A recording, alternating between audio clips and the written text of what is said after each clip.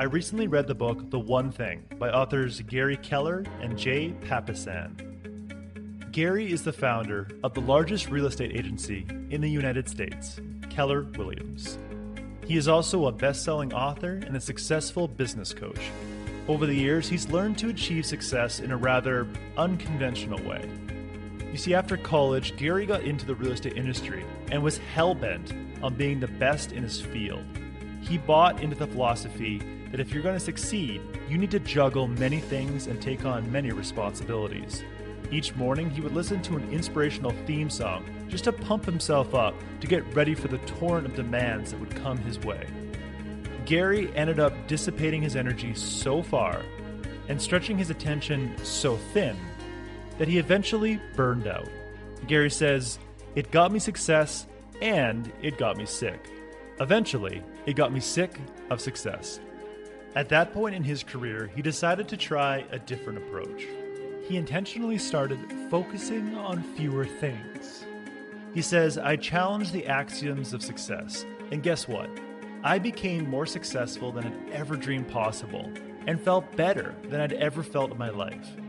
He realized that people achieve success in spite of doing many things, not because they do many things. As I read through the chapters trying to understand how focusing on less can help you achieve more, I was reminded of a chart that I came across in the book Quality Software Management by Gerald Weinberg. Gerald studied several software programmers over the course of several years and discovered that a significant percentage of programmers' productivity seemingly vanished when they focused on more than one project during the day. The more projects they took on, the more time seemed to vanish. By taking on 2 projects, they appeared to waste 20% of their day. When they were taking on 5 projects, 80% of their day was completely lost to non-productive activities. Gerald describes that loss in productivity as a result of context switching. Here is a simple exercise to help you understand the side effects of context switching. See how fast you can count from 1 to 5. 1, 2, 3, 4, 5. Okay, that was just under 1 second. Now list the letters in the alphabet from A to E. A, B, C, D, E. It took about the same time. Now try to alternate between counting numbers and sequencing letters. 1A, 2B, 3C, 4D, 5E.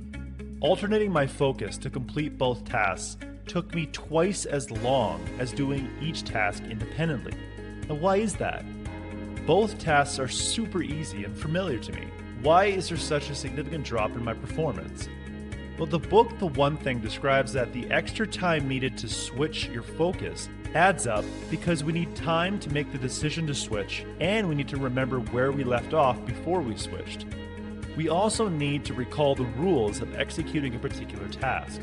In the case of the software programmers, if a programmer needed to solve problems throughout the day on multiple projects, he or she was forced to spend mental processing power to figure out where they left off and what they needed to do within the constraints of that particular project.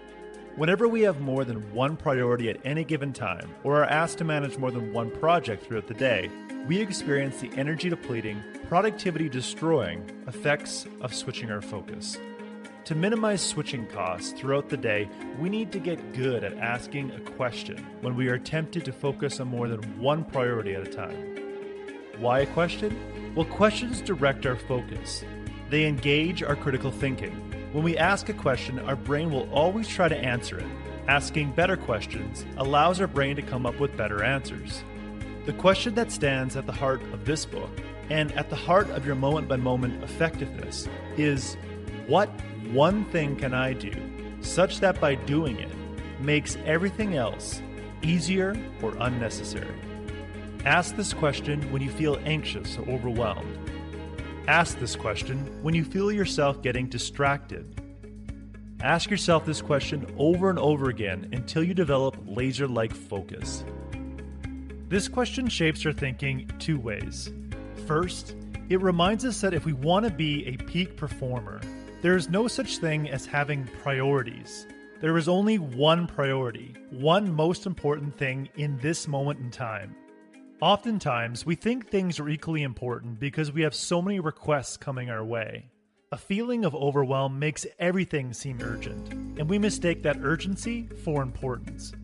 When you ask the question, what one thing can I do such that by doing it, everything else will become easier or unnecessary, causes you to pause and break the illusion that just because something feels urgent doesn't mean it's equally as important as everything else.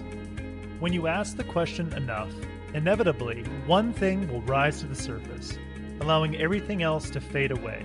The one thing that rises to the top is often the thing that most contributes to your purpose. Gary says, your purpose is simply the one thing you want your life to be about more than any other. It's what you want to be remembered for at the end of your career and at the end of your life.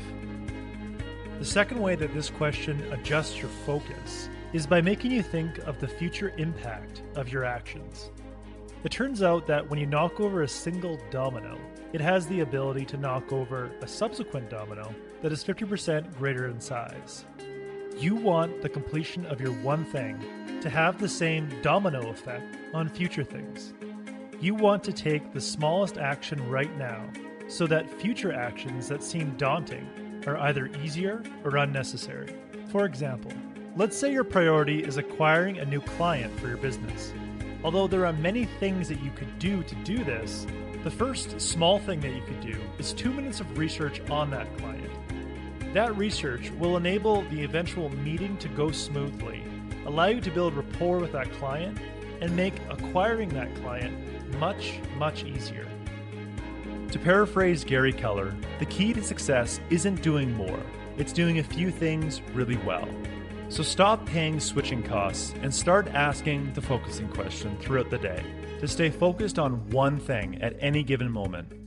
Your goal is to ask the question enough times so you can confidently say, this is where I'm meant to be right now, doing exactly what I'm doing. That was the core message that I gathered from the one thing. If you are finding it hard to accept the fact that you need to focus on less in order to achieve more, I highly recommend picking up the book.